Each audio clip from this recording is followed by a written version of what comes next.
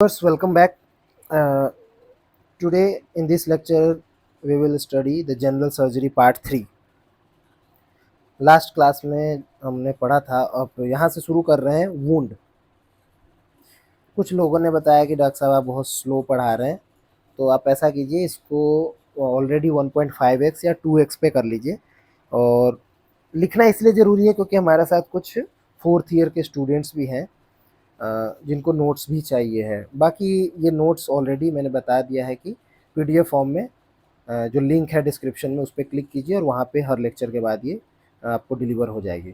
ठीक है, वुंड्स की बात करते हैं तो wounds are defined as it is the discontinuity of soft tissue. तो लिख लेते हैं सेपरेशन या डिसकंटिन्यूटी ऑफ। अब सॉफ्ट टिश्यू में आ जाता है स्किन है या म्यूकस मेम्ब्रेन और टिश्यू सरफेस।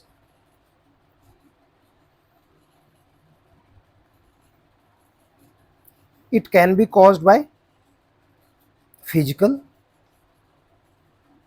chemical और बायोलॉजिकल इंसल्ट।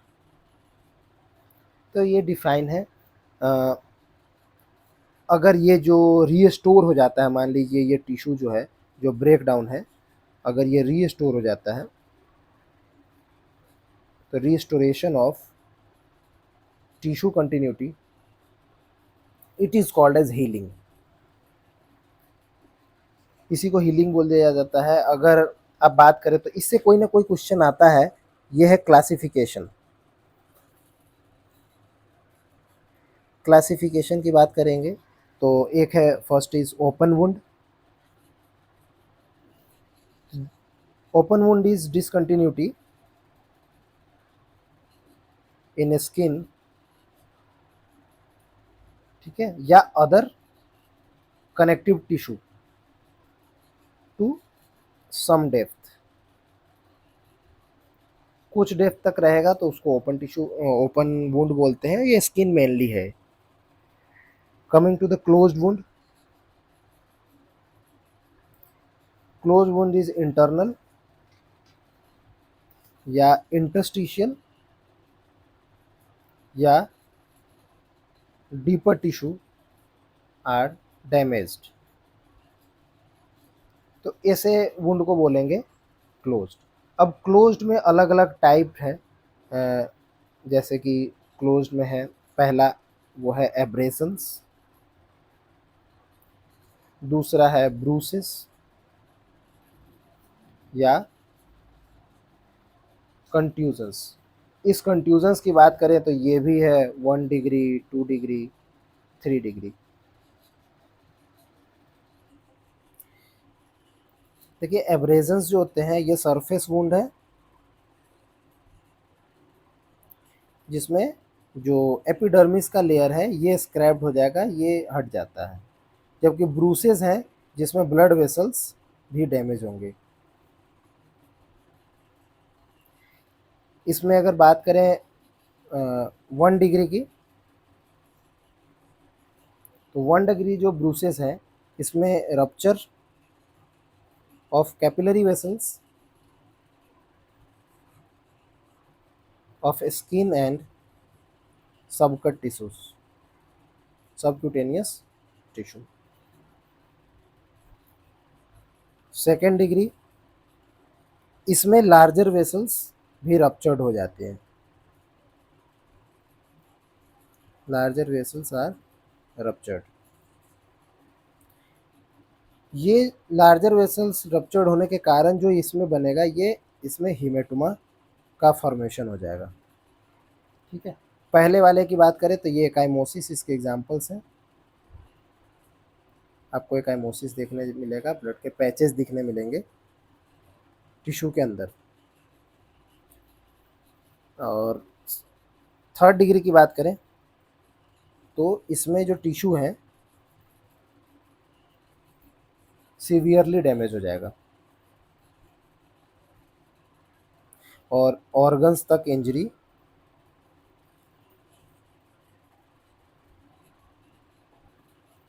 इंजरी ऑर्गन्स तक चली जाएगी। इसके कारण जो डेवलप हो जाएगा वो हो जाएगा शॉक।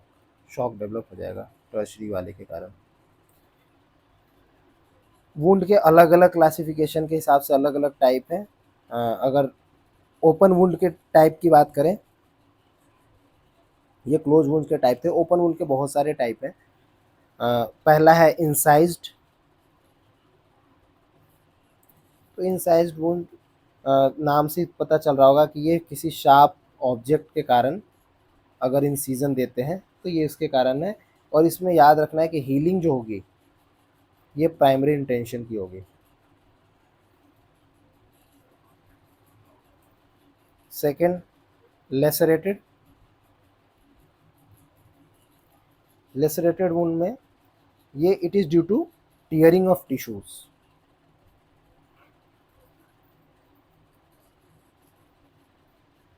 इसका कैरेक्टरिस्टिक क्या है?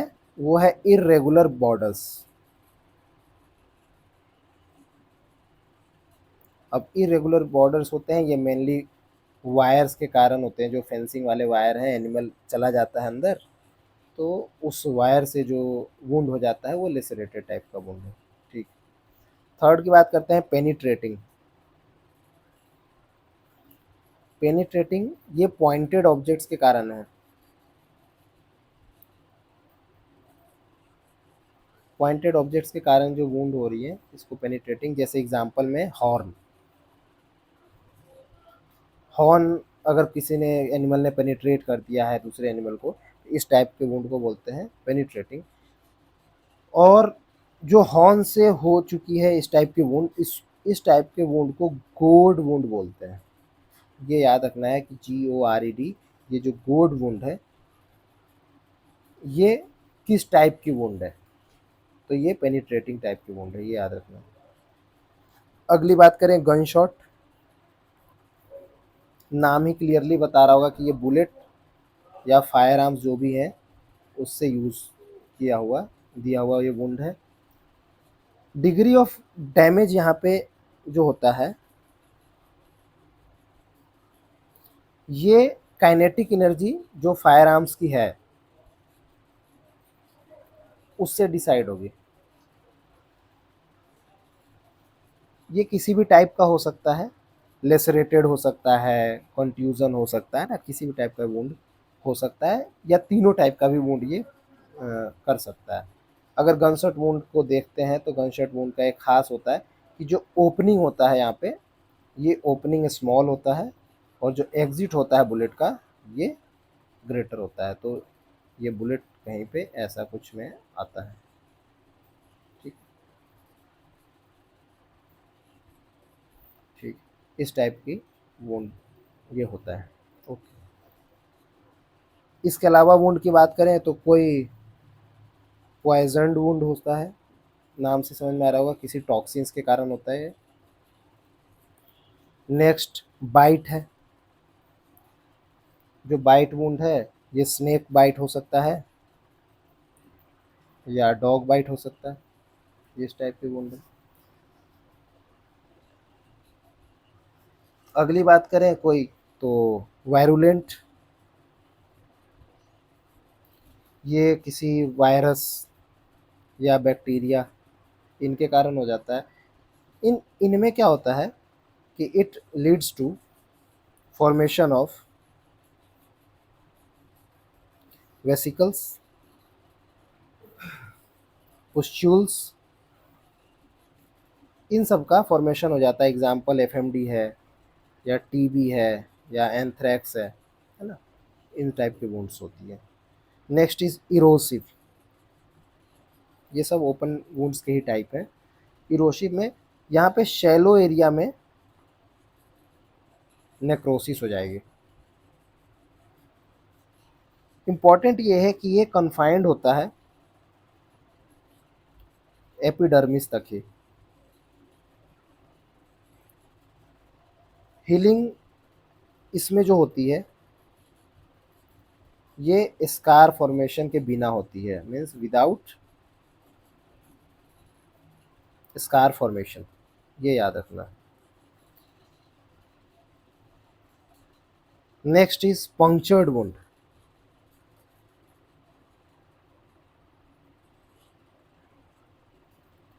ये caused by blunt sharp object. अब कोई शार्प ऑब्जेक्ट है जिसकी एंड्स थोड़े से ब्लंट हैं तब भी हो जाएगा, या फिर बहुत शार्प है तब भी हो जाएगा। मीन्स पंक्चर्ड हो जाना चाहिए, जो इंस्ट्रूमेंट है वो अंदर चला जाना चाहिए, आर पार नहीं होना चाहिए बट अंदर चला जाना। इस चक्कर से क्या होता है, इन पंक्चर्ड वुंड के जैसे टिप है, जैसे कोई रॉड एंटर कर चुका है, थोड़ा सा ब्लंट एंड होता है फिर भी एंटर हो जाएगा, या कोई नाइफ है, तो इनके कारण होता क्या है कि जो एनारोबिक इन्फेक्शन है ये राइज कर जाते हैं, क्योंकि अंदर में ऑक्सीजन कम है तो एनारोबिक बैक्टीरिया वहाँ पे डेवलप कर जाते हैं, एनारोबिक इन्फेक्शन हो, हो जाता है इस टाइप के वुंड में। अगली बात करें अल्सरेटिव। जो अल्सरेटिव होता है ये स्लोइंग ऑफ हो जाएगा, इसमें जो नेक्रोसिस टिश्यू है, तो इसको लिख देते हैं एक्सकेवेशन ऑफ सरफेस बाय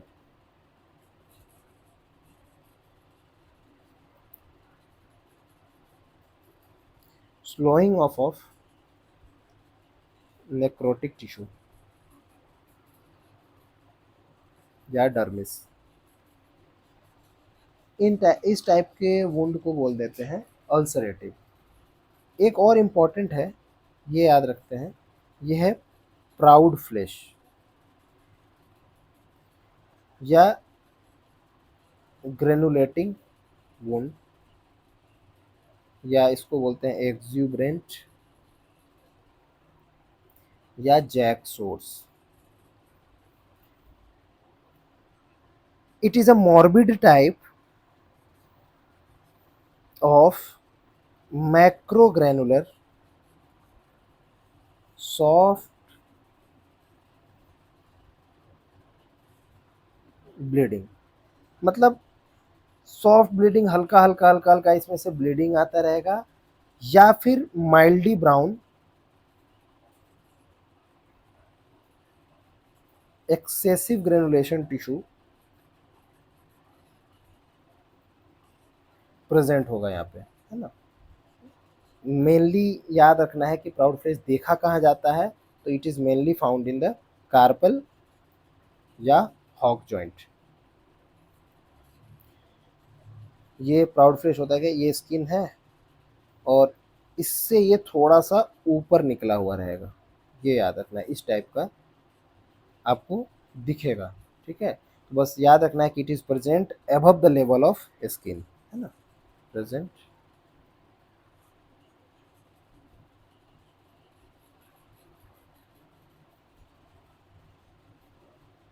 ठीक। अब इन क्लासिफिकेशन के अलावा एक और अलग टाइप का क्लासिफिकेशन है, इसको बोलते हैं क्लिनिकल क्लासिफिकेशन।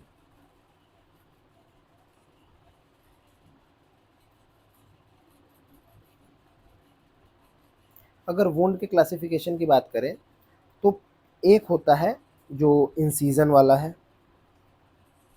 या सर्जिकल, या एसेप्टिक। इसको बोलते हैं 0 आवर वुंड। ये अभी जस्ट फ्रेशली वुंड है, एसेप्टिक कंडीशन है, जो सर्जरी के प्रोसेस के दौरान दिया गया है, ज़बरदस्ती बनाया गया है क्योंकि कुछ सर्जरी करना है तो इस टाइप का वुंड क्रिएट किया गया है, 0 आवर वुंड। और इसमें जो हीलिंग होती है ये प्राइमरी इंटेंशन से होती है, ये याद रखना है ना। ठीक है, जो नेक्स्ट टाइप की है वो है कॉन्टामिनेटेड।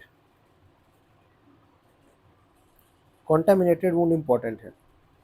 जो कॉन्टामिनेटेड वुंड है ये याद रखना है कि ये less than 6 to 8 hours old है।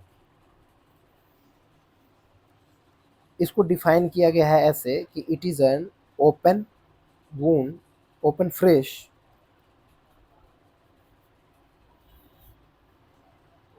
Traumatic wound less than 4 hours। ये आपको किसी किसी बुक में इस टाइप की डिफिनेशन दिख जाएगी। मीन्स 4 घंटे का बात कर रहे हैं या 6 से 8 घंटे से कम की बात कर रहे हैं, इसमें हो क्या रहा है कि बैक्टीरिया यहाँ प्रेजेंट है। अगर इस वुंड की बात करें तो बैक्टीरियल कंटामिनेशन है, प्रेजेंट है, बट जो उनका मल्टीप्लिकेशन है ये स्टार्ट नहीं हुआ है, मल्टीप्लिकेशन हैज नॉट स्टार्टेड। इस टाइप के वुंड को बोलते हैं कॉन्टामिनेटेड वुंड, ये याद रखना है। तो अगला होगा इन्फेक्टेड। ठीक है, तो infected wound greater than 8 hour की बात होगी। ठीक है, और इसमें कॉन्टामिनेशन तो था ही, प्लस मल्टीप्लिकेशन दोनों हो जाएगा। ये याद रखना है। ऐसा एक डेटा है कि बताइए इन्फेक्टेड वुंड जो होती है इसका, इसमें ऑर्गेनिज्म का कंसंट्रेशन कितना होता है।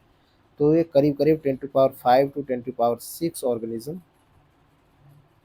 पर ग्राम अगर कोई टिश्यू ले लेते हैं, या पर mm ऑफ फ्लूइड, है ना। तो इस टाइप की बात होती है कि बताए कितना ऑर्गेनिज्म का कंसंट्रेशन हो जाता है। एक और है अलग, वो है डर्टी वुंड। तो डर्टी वुंड उसको बोलेंगे जब पस बन जाएगा, ये याद रखना है बस कि पस बन चुका है। और इसमें जो मोस्ट इम्पॉर्टेंट चीज़ है वो ये है कि इसमें फीकल कंटामिनेशन हो जाता है। कोई वुंड है, जानवर वहीं पे फीकल मैटर कर दे रहा है, उससे वो वुंड इन्फेक्टेड हो चुका है, तो फीकल कंटामिनेशन हो जाएगा, उसमें पस बन जाएगा। और ये ग्रेटर देन 4 आवर कुछ भी हो सकता है, बस याद रखना है कि अगर उसमें फीकल कंटामिनेशन हो जाएगा, पस बन जाएगा, और 4 घंटा के बाद ऐसा हो जाता है। ठीक। अब वुंड के आगे जब बात करते हैं तो हमारा अगला जो टॉपिक होता है वो है वुंड हीलिंग।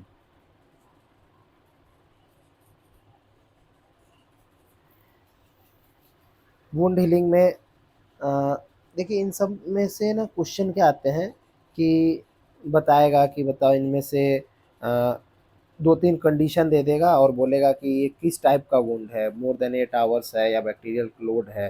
तो ये जो लास्ट वाला हमने पढ़ा है ना, ये है क्लिनिकल वाला, तो ये बहुत इंपॉर्टेंट हो जाता है। इसमें सारा आपको याद रखना है कि कॉन्टामिनेटेड कौन सा होगा, इन्फेक्टेड कौन सा होगा, दोनों में क्या डिफरेंस है। और बाकी तो इसमें एक प्राउड फ्लैश है और ऊपर वाले तो कुछ खास इंपॉर्टेंट नहीं है ना। वो उनसे डायरेक्ट क्वेश्चंस नहीं आते। और ये जो ऑर्गेनिज्म का कंसंट्रेशन है एक बार वो देखना जरूरी है। ठीक है, वुंड हीलिंग में फर्स्ट स्टेप की बात करते हैं, repair by regeneration. It is generally seen in lower animals like earthworm है या टेपवर्म है ना। इन सब में ये देखा जाता है। होता क्या है कि जैसे जैसे जो सेल है मोर स्पेशलाइज्ड हो जाते हैं, वैसे वैसे पावर ऑफ जो रीजनरेशन है ये ख़त्म हो जाती है ना। इसलिए ऐसा हो रहा है। तो ये चूंकि ये ज़्यादा स्पेशलाइज्ड नहीं होते हैं तो ऐसा हो जाता है। अगर इनकी बात करें तो अगर माइटोटिक कैपेसिटी की बात करें तो इस हिसाब से भी 3 टाइप के टिश्यूज़ होते हैं। जो टिश्यूज़ होते हैं ये 3 टाइप्स के होते हैं। एक रीन्यूइंग टिश्यू, एक एक्सपेंडिंग, और एक होता है स्टैटिक। तो ये इन 3 टाइप के टिश्यू होते हैं, ये ड्यू टू माइटोटिक कैपेसिटी है। अगर रिन्यूइंग टिश्यू की बात करें तो जो बार बार रिन्यू हो जाते हैं, जिसका एग्जाम्पल हो जाएगा एपिथेलियल सेल, है ना, जो एपिडर्मिस के जो सेल्स हैं, तो उस वो है epithelial cells of epidermis. Expanding की बात करें तो इसमें सेल जो है डिवीज़न लिमिटेड होता है। एग्जाम्पल है बोन या लीवर, है ना।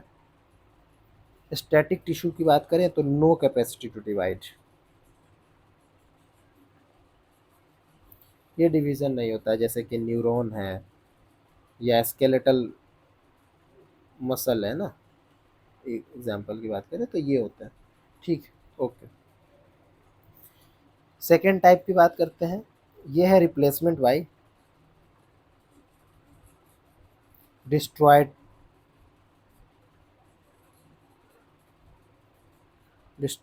टिश्यू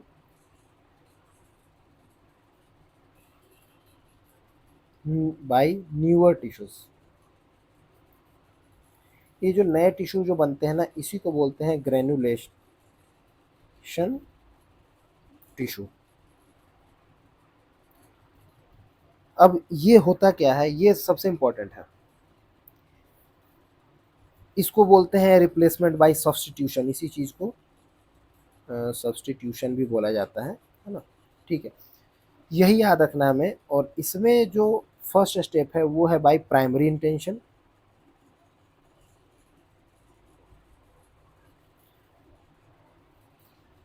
इसमें होता क्या है प्राइमरी इंटेंशन में, कि ऐसे वुंड्स जो सर्जिकल हो या इंसाइज्ड हो, है ना, इस टाइप के वुंड होते हैं, इनका इसमें होगा। इसमें होता है कि जो एजेस होते हैं वुंड के, ये प्रॉपर एपोजिशन में होंगे। जो एजेस हैं ये प्रॉपर एपोजिशन में होते हैं। तो यहाँ पे और इम्पोर्टेंट ये है कि यहाँ पे कोई टिश्यू का ना डैमेज नहीं होता, तो यहाँ पे लीस्ट लॉस ऑफ टिश्यू। ऐसा नहीं कि टिश्यू यहाँ से हटा दिया गया, बस वो इंसाइज्ड किया हुआ है, इसके कारण से प्रॉपर एपोजिशन होता है, तो लॉस होता ही नहीं है, यहाँ पे टिश्यू गायब नहीं होते। तो यहाँ पे बहुत ही वेरी लेस एपिथेलियलाइजेशन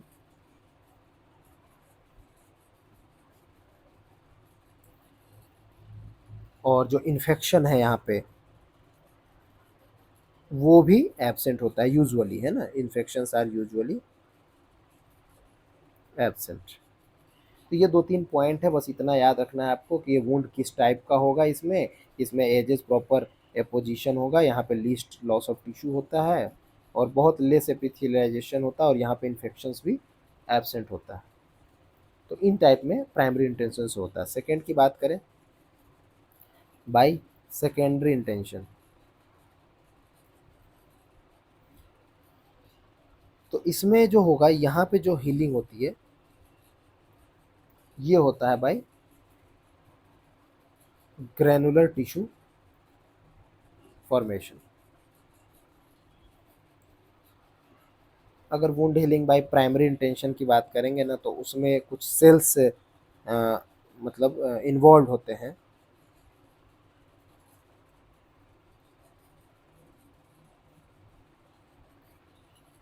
इनमें जो सेल्स है पहला है वो है एंजियोब्लास्ट।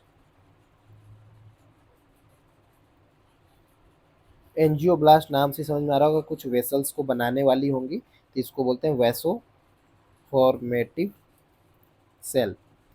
मतलब ये क्या करते हैं, फॉर्म्स ब्लड वेसल। ये एम्ब्रियोनिक टिश्यू से ही डिराइव किए गए हैं ना। ठीक है, अगले की बात करते हैं सेकेंड, वो है फाइब्रोब्लास्ट। ये फाइब्रोब्लास्ट जो सेल्स हैं ये कनेक्टिव टिश्यू में ऐसे नॉर्मली प्रेजेंट होते हैं ना, present in connective tissue.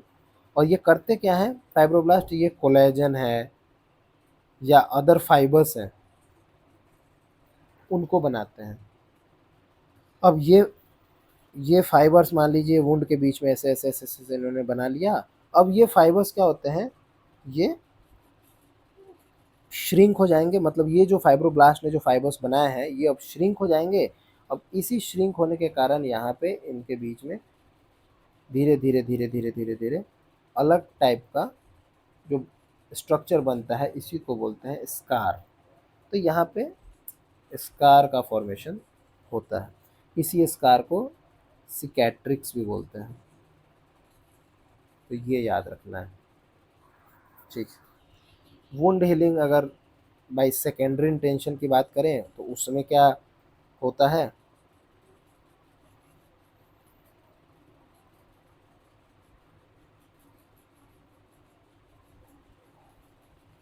Spelling देखिए, शायद इंटेंशन TISI है ना। ठीक।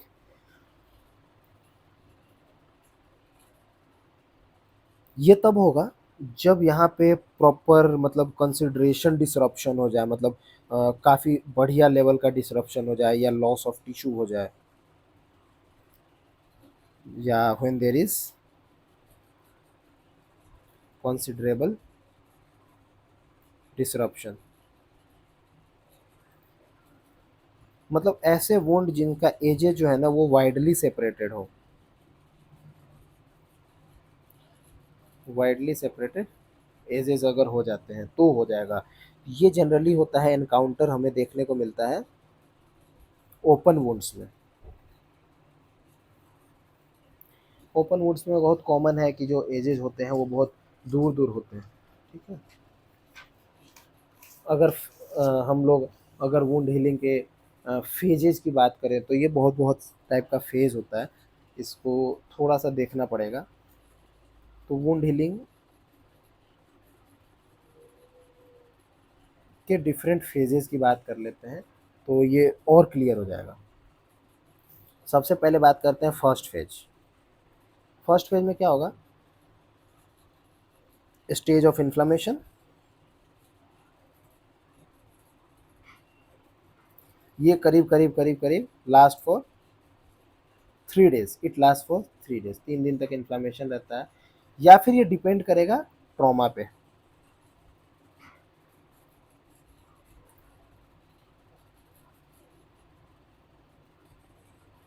किस लेवल का है। अगली बात करें तो ये फर्स्ट फेज में, सेकंड की बात करें बी, तो फिर आता है डिस्ट्रक्टिव। ये डिस्ट्रक्टिव स्टेज क्या होता है? ये 6 आवर से लेके 12 आवर तक रहेगा। और इसमें क्या होता है, जो PMN है, ये सेल्स हो या मोनोसाइट्स हो, ये क्लीन अप करना शुरू कर देते हैं। मतलब क्लीन अप कैसे करेंगे? फैगोसाइटोसिस से ये क्लीन अप करने लगेंगे। और 48 आवर्स लेटर, मतलब आफ्टर 48 आवर्स अराउंड, न्यूट्रोफिल्स का लेवल बढ़ जाएगा।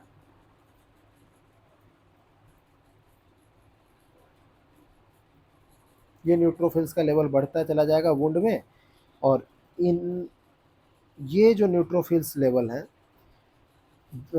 धीरे धीरे it undergoes lysis and releases lysosome enzymes। अब ये जो डेड हो रहे हैं, ये धीरे धीरे जो नेक्रोटिक डेब्रिस हैं, इनको भी ब्रेक डाउन कर देंगे, है ना। ये लाइसोसोम के जो एंजाइम्स है, इनका ब्रेक डाउन कर देंगे। साइमल्टेनियसली जो उधर मोनोसाइट्स हैं, ये धीरे धीरे मैक्रोफेज में बन जाएंगे, या ऐसे लिख दीजिए ट्रांसफॉर्म्स इनटू। ये मैक्रोफेज बन जाएंगे और फिर ये धीरे धीरे वुंड में एंटर कर जाएंगे। ठीक है। तो ये तो कहानी है। फिर अगर मैक्रोफेज की बात करें तो मैक्रोफेज को जायंट सेल भी बोलते हैं, या एपिथेलॉइड, या हिस्टियोसाइट, है ना, कुछ भी बोलते हैं। ठीक। अब 5वें दिन तक बात करें, डे 5 की बात करें अगर, तो 5वें दिन तक क्या होगा? अब ये मैक्रोफेज जो होंगे ये डोमिनेंट होंगे। Macrophages become dominant. अब ये macrophages, these macrophages attract mesenchymal cell, और ये mesenchymal cells are differentiated into fibroblast. ये आपको याद होना चाहिए। और ये फाइब्रोब्लास्ट अभी जस्ट हमने पढ़ा कि ये बेसिक सेल है ऑफ वुंड हीलिंग।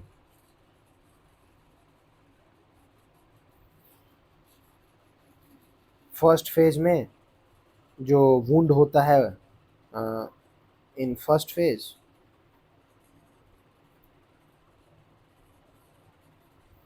जो वुंड है वो वुंड टेंसाइल होगा, स्ट्रेंथ नहीं होगी उसमें ज़्यादा। तो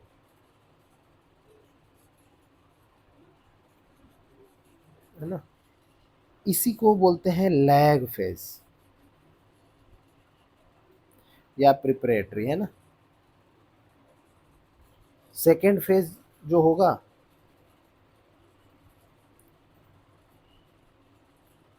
इसको रिपेयर फेज बोलते हैं या प्रोलिफरेटिव फेज भी इसको बोलते हैं। जो सेकेंड फेज है ना, इसमें क्या देखा जाएगा, तो सबसे नंबर वन है एपिथीलियाइजेशन।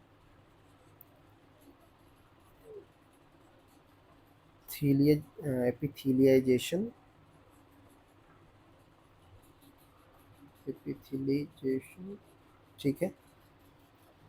जो एपिथीलियल सेल जो आने लगेंगे, इसी को बोलते हैं कि it is the first sign of wound repair, ठीक है।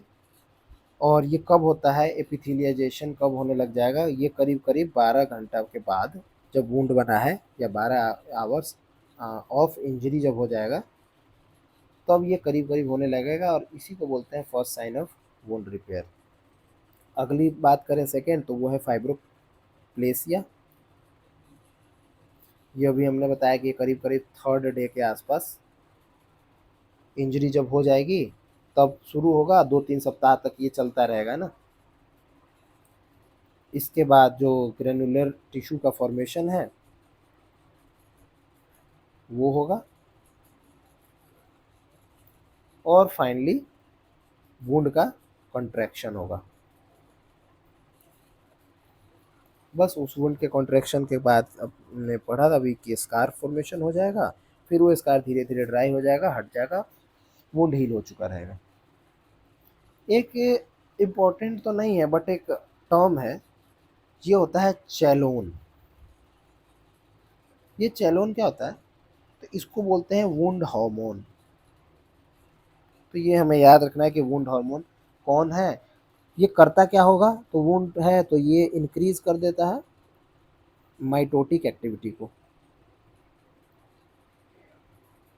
Of epidermal cell. तो कभी ऐसा कुछ पूछ ले कि क्या होता है, तो ठीक है, इसको याद रखना है। अगर वुंड कॉन्ट्रैक्शन के ऊपर भी कुछ बातें हैं, जैसे कि जो वुंड कॉन्ट्रैक्शन है, इसकी दो थियरीज हैं।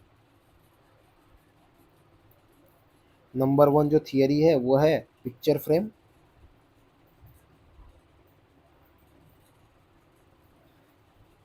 ये पिक्चर फ्रेम थ्योरी क्या होता है कि ये कहता है कि फाइब्रोब्लास्ट प्रेजेंट इन वुंड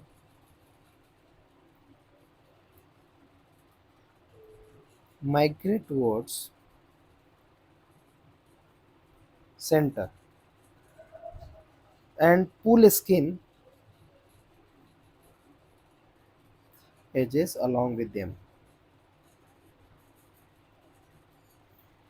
ये पिक्चर फ्रेम थ्योरी कहता है कि जो फाइब्रोब्लास्ट प्रेजेंट है वुंड के मार्जिन में, सेंटर की तरफ आते हैं और अपनी तरफ पुल कर लेते हैं, ठीक है। जो अगला है वो है पुल थ्योरी। ये क्या कहता है कि जो एजेस का जो पुल हुआ है वो क्रिएट किया गया है, it is created by granulation tissue.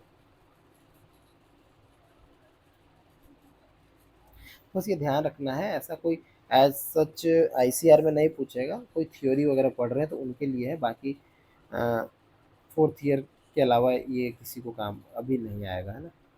ठीक। अब अगला फेज आता है जो कि है थर्ड फेज,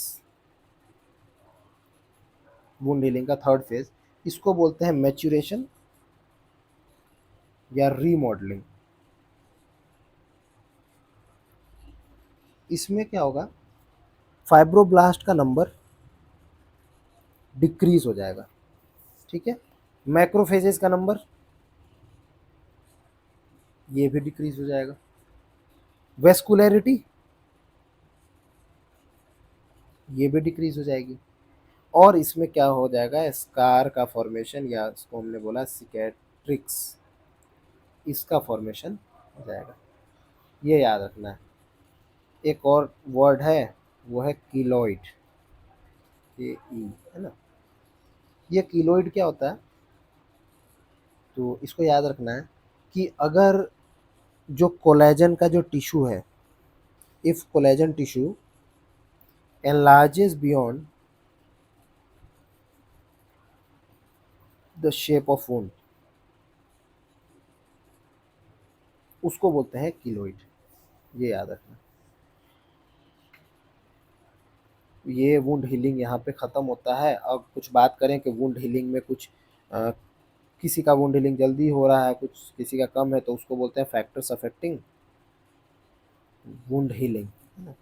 अगर ये फैक्टर्स की बात करें तो पहला तो है सर्जिकल टेक्निक, दूसरे की बात करें तो टिश्यू का जो वेस्कुलैरिटी होगा वो इम्पोर्टेंट है। तो इसमें साफ समझ में आ रहा है कि अगर हाई वेस्कुलैरिटी होगी तो रैपिड हीलिंग होगी,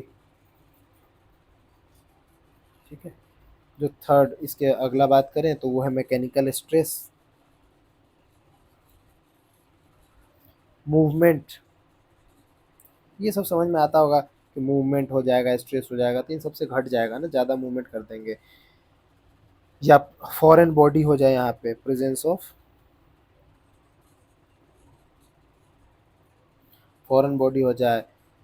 इसके अलावा या तो एडिमा, या सूचर मटेरियल का टाइप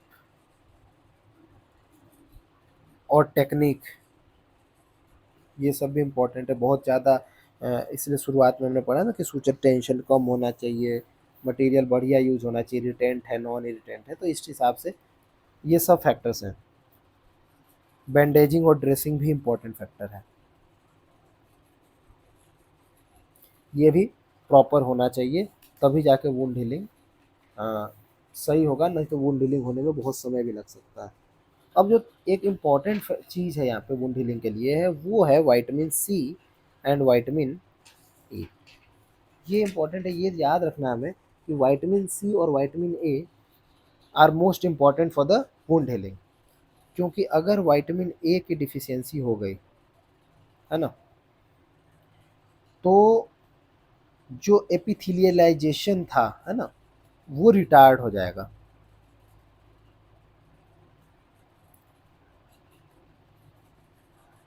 और कोलेजन का जो सिंथेसिस है ये भी डिक्रीज हो जाएगा, तो ये याद रखना है।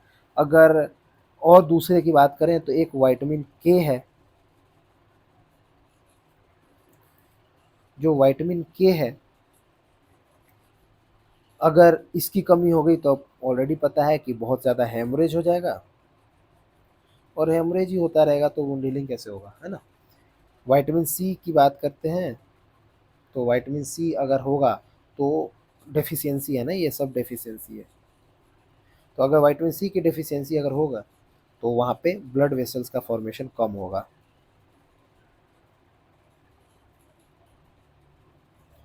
ब्लड वेसल फॉर्मेशन ही कम हो जाएगा। बात करें टेम्परेचर की, तो टेम्परेचर भी एक फैक्टर है। टेम्परेचर के कारण हो क्या रहा है कि टेंसाइल स्ट्रेंथ घट जाता है। और टेंसाइल स्ट्रेंथ कैसे घटता है, तो इसका भी डेटा है कि करीब करीब 20% टेंसाइल स्ट्रेंथ डिक्रीज हो जाता है जब अगर टेम्परेचर 12 से 20 डिग्री तक वेरी करेगा तब मतलब हर 12 डिग्री पे 20 डिग्री टेंसाइल स्ट्रेंथ कम हो जाता है। Coming to the complication, complication of wound healing, तो कॉम्प्लिकेशन में क्या हो जाएगा, हेमोरेज हो सकता है या वुंड डेहिसेंस हो जाए।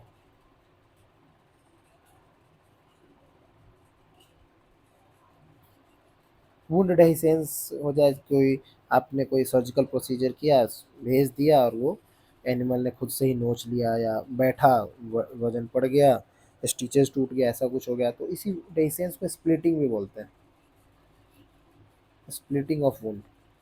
वुंड वापस से स्प्लिट हो जाए, वापस से स्प्लिट हो जाए। इसके अलावा वुंड हीलिंग का कॉम्प्लिकेशन एक है फीवर हो सकता है, या डेवलपमेंट ऑफ टिटनस, जमीन वगैरह में सट जाएगा वुंड तो टिटनस हो सकता है। इसके अलावा हेमेटोमा हो सकता है या सेरोमा हो सकता है ना। ठीक, तो ये, इसके अलावा अगर वुंड हीलिंग की बात करें तो यहाँ पे आता है साइनस और फिस्टुला, ये भी वुंड के कॉम्प्लिकेशन हो सकते हैं। साइनस क्या होता है, it is abnormal passage,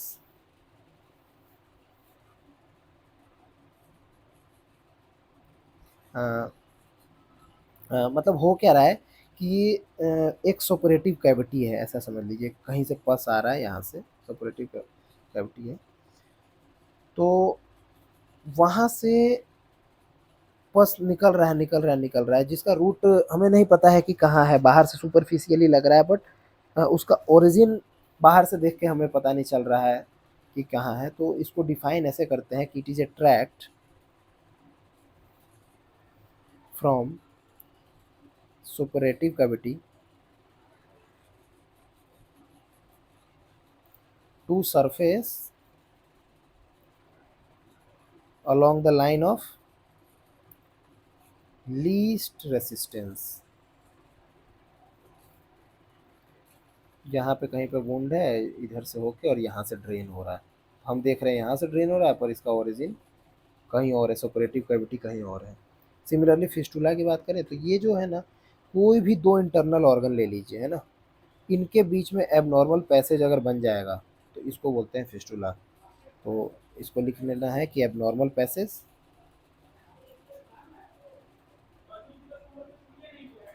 between two internal organ या टू कैविटी या one internal organ and one cavity, है ना, या एक इंटरनल ऑर्गन हो, एक कैविटी हो, मतलब किन्हीं भी दो में एबनॉर्मल पैसेज बन जाए उनको क्या बोलते हैं, फिस्टुला। अब ये फिस्टुला है ना, वो कंप्लीट भी हो सकता है जिसमें दो ओपनिंग हो जाए, तो ऐसे वाले को कंप्लीट कर सकते हैं, और एक ओपनिंग हो जाए तो ऐसे को इनकम्प्लीट बोलते हैं।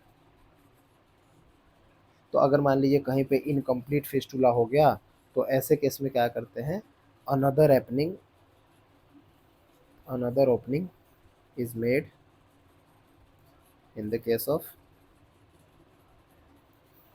इनकम्प्लीट फिस्टुला, ये याद रखना। इसके अलावा कॉम्प्लिकेशन, अगला कॉम्प्लिकेशन सेलुलाइटिस हो सकता है और प्राउड फ्लेशो भी हो सकता है। ये प्राउड फ्लेश में याद रखना है कि ये जनरली रूमिनेंट्स में नहीं होता है ना, स्मॉल एनिमल में ही ज़्यादा होता है। ठीक है, तो ये बहुत बड़ा टॉपिक था वुंड। अब कुछ छोटे छोटे टॉपिक हैं जैसे सिस्ट। तो सिस्ट क्या होता है, it is an non inflammatory swelling. Development बहुत स्लो होता है, डेवलपमेंट इज़ वेरी स्लो। ठीक है, तो ये याद रखना है। अगर टाइप ऑफ सिस्ट की बात करें तो ये बहुत थोड़ा सा इम्पोर्टेंट है, यहाँ से पूछा जाता है टाइप्स। ये सारे को हम एक साथ जल्दी जल्दी देख लेते हैं। सबसे पहला है कि आईलिड,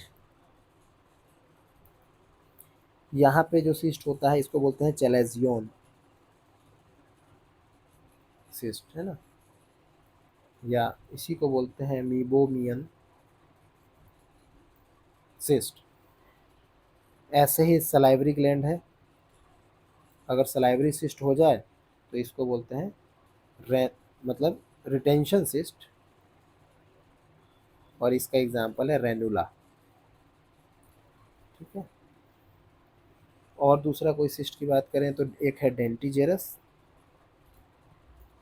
तो डेंटिजेरस सिस्ट क्या होता है कि it is crown of non erupted teeth. Teeth है, मतलब ऐसा सिस्ट है, सीट को निकाल रहा है, पता चल रहा है कि वह अंदर तो उसमें दांत है ना। डर्मोइड, इन सिस्ट का कोई उपाय नहीं है ना, सबका सर्जिकली ही ट्रीट होता है। डर्मोइड सिस्ट की बात करें तो जो हेयर फॉलिकल है एंड सीवेसियस ग्लैंड, इसका सिस्ट हो जाता है। ठीक है। सिमिलरली कोई पैरासाइट है, इसके बाहर सिस्ट हो जाता है, तो ऐसे को बोलते हैं इनकैप्सुलेशन, इनकैप्सुलेशन सिस्ट, है ना। इसको याद रख लेना, ऐसे कोई पैरासाइट या कोई फॉरेन बॉडी है, उसके बाहर सिस्ट बन गया। अगर ग्लियल सिस्ट की बात करें तो ग्लियल सिस्ट कहाँ होता है, ब्रेन होगा। गैंग्लियन सिस्ट होता है जॉइंट और टेंडन में।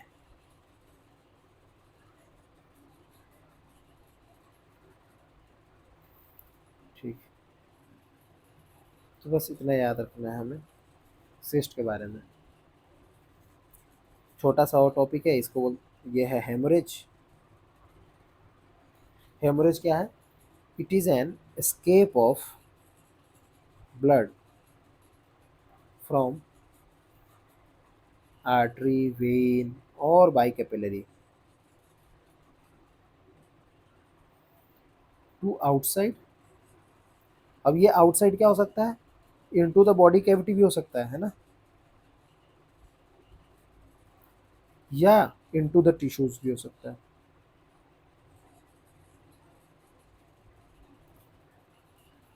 ओके।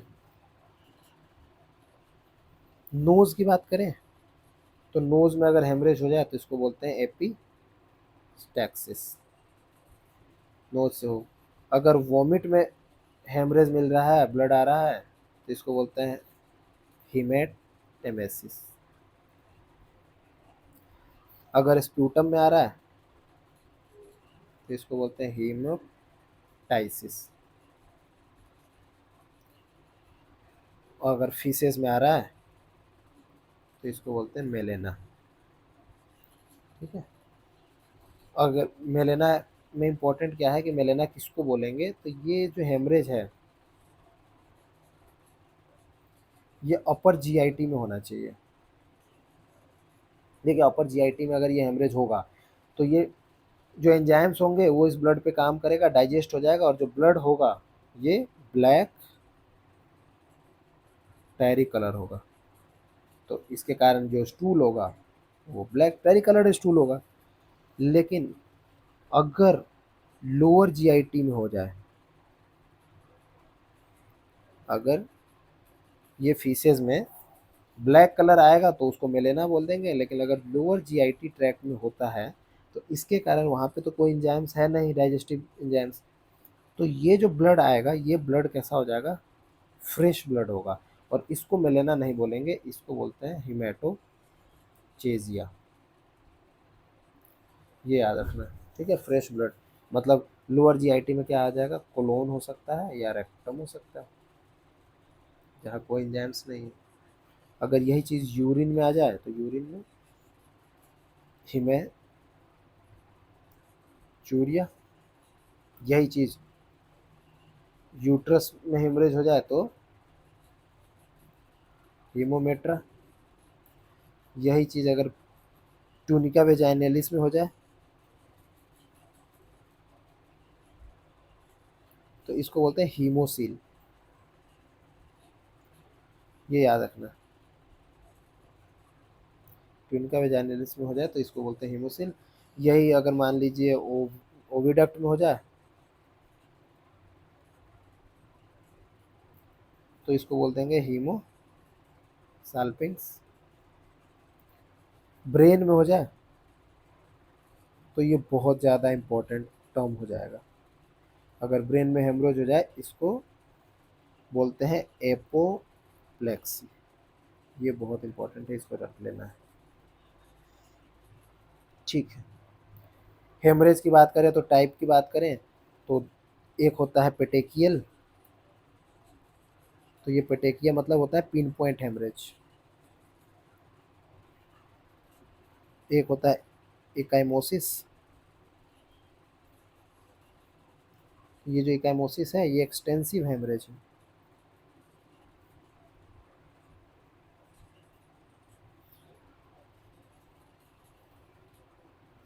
एक होता है एक्स्ट्रा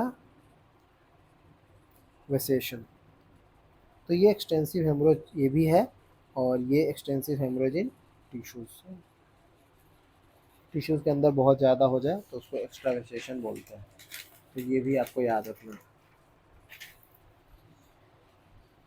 पता ही होगा कि हेमरेज को रोकना है तो बेस्ट मेथड क्या है, best method of control of haemorrhage,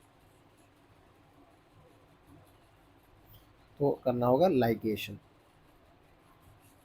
ये लाइगेचर कर लगा दीजिए, वही बेस्ट मेथड है। एक इम्पॉर्टेंट टर्म है उसको पढ़ना है अब, वो है Burns and scald. Burns and scald अपना अगला टॉपिक है। जो बर्न्स होता है ये दोनों हाई टेम्परेचर पे ही होते हैं, लेकिन ये हाई टेम्परेचर जो होता है ये ड्राई हीट का होता है, और स्काल्ड जो होता है ये मॉइस्ट हीट के कारण होता है। अब मॉइस्ट हीट के कारण होता है, हॉट केमिकल्स भी हो सकते हैं इसमें, और इम्पोर्टेंट ये है कि ये मोर इंजूरियस होता है, ये याद रखना है, ये मोर इंजूरियस होता है। बर्न्स बहुत तरह के होते हैं, आपने सुना होगा first degree burn. First degree burn ऐसा बर्न होता है जो सुपरफिशियल हो, मतलब अप टू एपिडर्मिस होना चाहिए बस, और चूंकि अप टू एपिडर्मिस है तो ये heels quickly. Second degree burn की बात करें तो ये जो सेकेंड डिग्री बर्न है ये पार्शियल थिकनेस बर्न बोलते हैं इसको।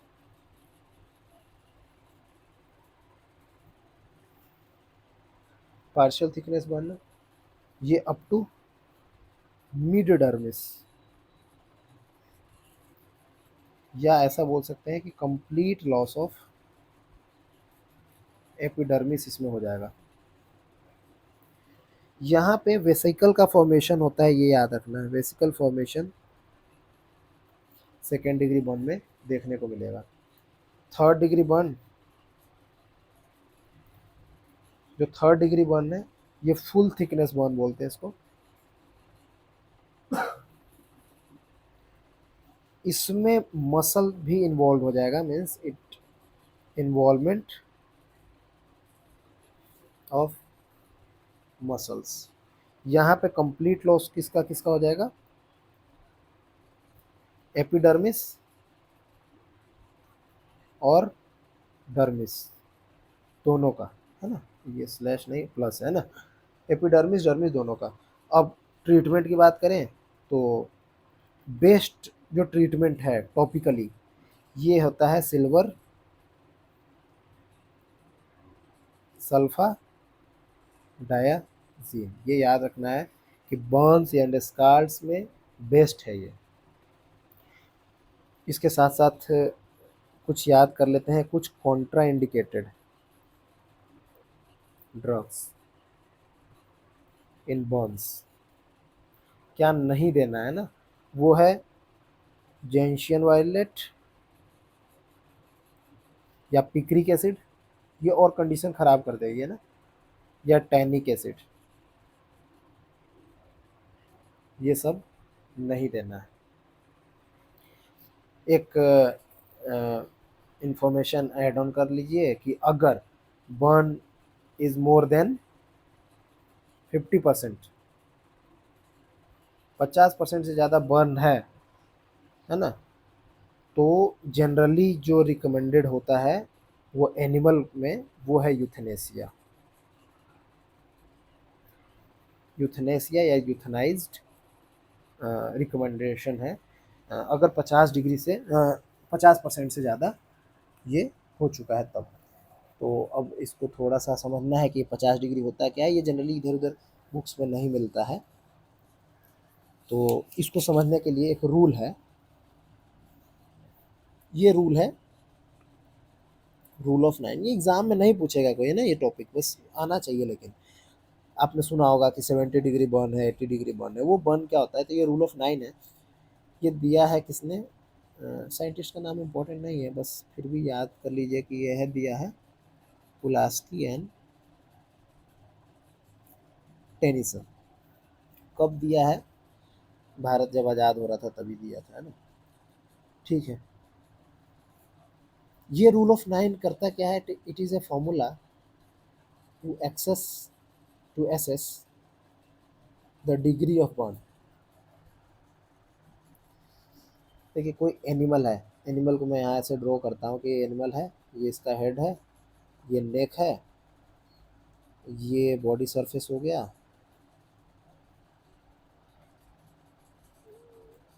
एक सेकंड, ठीक है, ये बॉडी सरफेस हो गया, ये हाथ हो गए,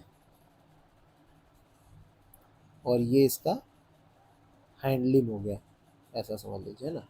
ये ऐसा होगा। तो अगर मान लेते हैं ये अलग अलग रीजन्स को पहले आइडेंटिफाई कर लीजिए, ठीक है। अब होता क्या है, ये बर्न कैसे डिसाइड होगा कि अगर हेड बर्न है तो ये होगा 9%। नेक है, नेक, तो ये है 1, 1, ओनली 1, है ना, ठीक है। अगर एक फोरलिम बर्न है तो ये 9%, अगर दूसरा भी होगा तो ये भी 9 हो जाएगा। अब ये बॉडी सरफेस का इंपॉर्टेंट क्या है कि ये बॉडी सरफेस एक तो डॉर्सल होगा और एक वेंट्रल होगा। अगर डॉर्सल जल गया है तो 18%, और वेंट्रल जल गया है तो भी 18%। दोनों में जितना जल गया होगा, अगर वेंट्रल जल गया होगा तो 18 काउंट करेंगे, दोनों जल गया होगा वेंट्रल डॉर्सल तो 18 प्लस 18 हो जाएगा।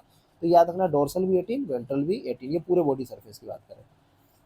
हैंड लिम एक जल गया है तो 18%, और अगला जल गया तो 18%, ये याद रखना है। मतलब इसको अगर समरी ऐसे करके लिख लें एक एक लाइन में, तो ये है कि 9% of for each fore limb, 18% for each hand limb, 9% for head, और 1% फॉर नेक, ठीक है। और डॉर्सल और वेंट्रल जो बॉडी सरफेस है, एब्डोमेन और चेस्ट वाला, तो वो 18 है, तो वो भी याद रख लेना, ठीक है। ओके, तो इसी को रूल ऑफ 9 बोलते हैं, ठीक है। तो यहाँ बर्नर स्कार्ड यहाँ पे ख़त्म होता है। ट्रीटमेंट याद रखना है, ट्रीटमेंट में क्या देंगे बेस्ट, है ना। सल्फोनामाइड ग्रुप का एक ड्रग है, सिल्वर सल्फर डायजीन, वो याद रखना है, ठीक। अगला बात करते हैं फ्रॉस्ट बाइट। इसको डिस्कस करते हैं कि ये बहुत ही ज़्यादा due to very cold temperature, नाम से समझ में आ रहा है, ये कोल्ड टेम्परेचर 0 से 7 डिग्री सेल्सियस तक मानते हैं कि इतना होता है। अगर फ्रॉस्ट बाइट के साइट की बात करें तो जो काऊ है इसमें जनरली अडर, है ना, या फैट हैं, उनमें देखा जाता है। जो हॉर्सेस हैं इनमें पेनिस, प्रिप्यूस एंड स्क्रोटम, इसमें फ्रॉस्ट बाइट मोस्टली देखा जाएगा। जो पिग है इसमें स्नाउट, जो पोल्ट्री है इसमें कॉम्ब एंड वेटल, डॉग है tip of year, and scrotum. तो ये कुछ साइट है, इनको याद रख लेना है। बाकी उतना डिटेल में इसको पढ़ने की भी ज़रूरत नहीं कि मैनेजमेंट में ये करेंगे वो करेंगे, वो सब थोड़े पूछेगा, वो तो आप जब सर्जरी पढ़ रहे होंगे तब पढ़ ही लिया होगा। ठीक है।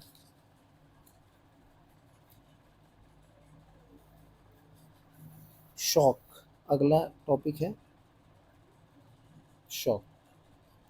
अब शॉक हम लोग डिफिनीशन वगैरह नहीं पढ़ने जाएंगे कि what is shock, type of shock, है ना।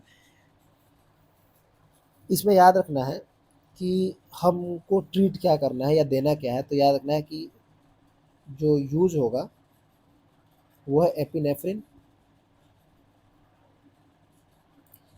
और उसका डोज है 0.1 से 0.3 पर केजी पर मिनट, ये याद रखना है। फ्लूइड देंगे, मतलब फ्लूइड थेरेपी है। फ्लूइड थेरेपी में जो क्रिस्टलॉइड्स हैं, पढ़ा था हमने कि क्या क्रिस्टलॉइड्स होते हैं ना, क्या कोलॉइड्स होते हैं। तो जो क्रिस्टलॉइड्स है याद रखना है, ये बहुत इंपॉर्टेंट डेटा है। ये आता है कि शॉक के कंडीशन में 90 ml पर केजी पर आवर, ये चलेगा डॉग्स में। ये इंपॉर्टेंट डेटा है, ये बहुत ज़्यादा इंपॉर्टेंट है। और ये चलेगा @55 ml पर केजी पर आवर कैट्स में। सिमिलरली इस फ्लूइड की बात करें तो जो ये फ्लूइड है, ये अगर एसिडोसिस में देते हैं तो एसिडोसिस में जो आरएल है ना, ये 2 मोल इक्विवेलेंट पर केजी देते हैं। होल ब्लड की बात करें तो होल ब्लड अगर चढ़ाना है तो 5.5 ml पर केजी, है ना। या प्लाज्मा की बात करें तो ये 10 ml पर केजी ऐसा चढ़ाते हैं। ठीक है, ओके। तो ये सारा टॉपिक यहाँ पे ख़त्म होता है। एक छोटा सा टॉपिक और है, वो है biomaterials and stem cell therapy in wound management. इससे कभी क्वेश्चन अभी तो ऐसे तो नहीं आता है, लेकिन टॉपिक है एक छोटा सा सिलेबस में, तो इसलिए इसको थोड़ा सा बहुत ही शॉर्ट में देख लेते हैं कि ये होता क्या है। तो they are engineered to interact with biological systems for medicinal purpose.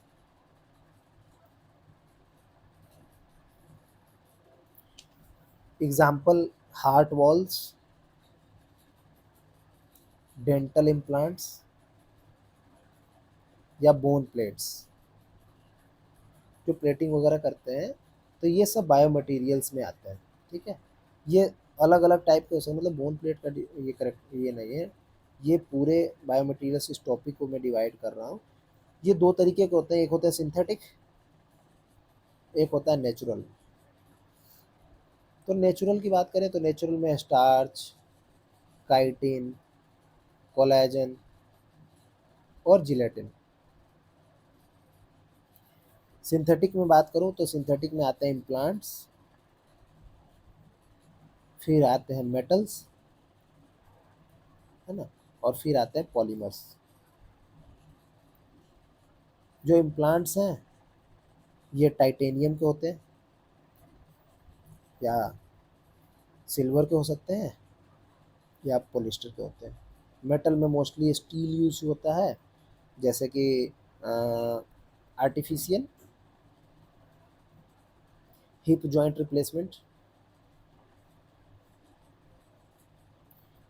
Polymers की बात करें तो ये पॉली ग्लाइकोलिक एसिड, ये वर्ड इंपॉर्टेंट है ना, कि ये पॉलीमर्स में किस चीज़ का बना होता है। तो ये पॉलीग्लाइकोलिक एसिड का बना होता है।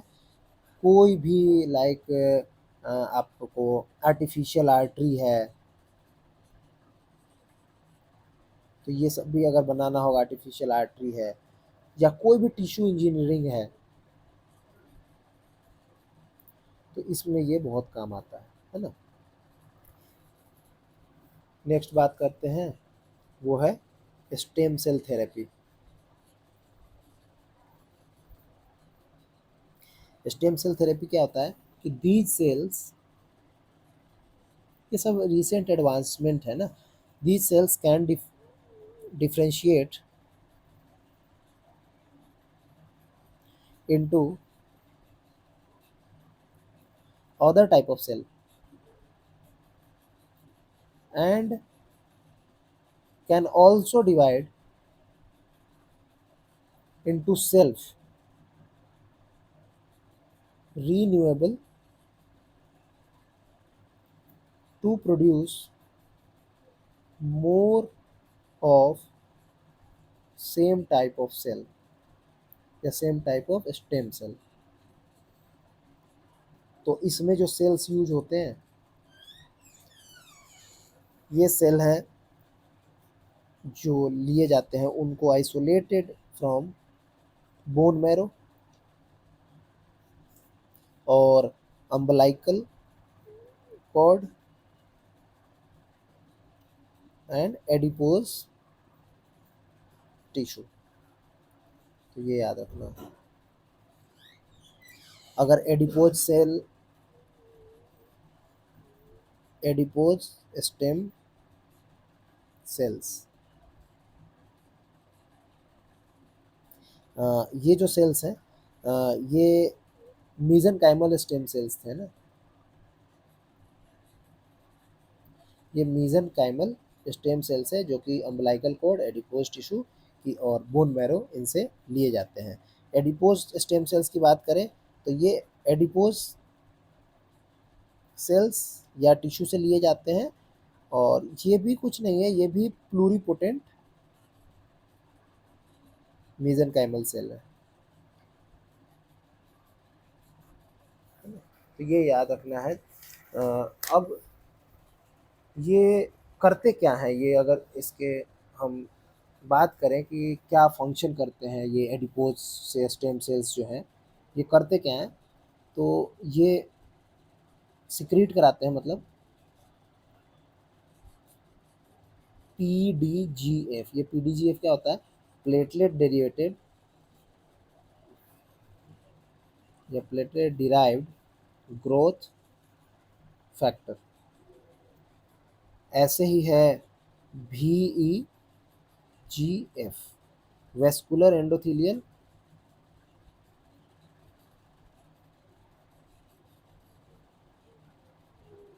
ग्रोथ फैक्टर, ठीक है। ऐसे हिपैटोसाइट ग्रोथ फैक्टर, इसके अलावा कोलेजन 1 एंड फाइब्रोनेक्टिन,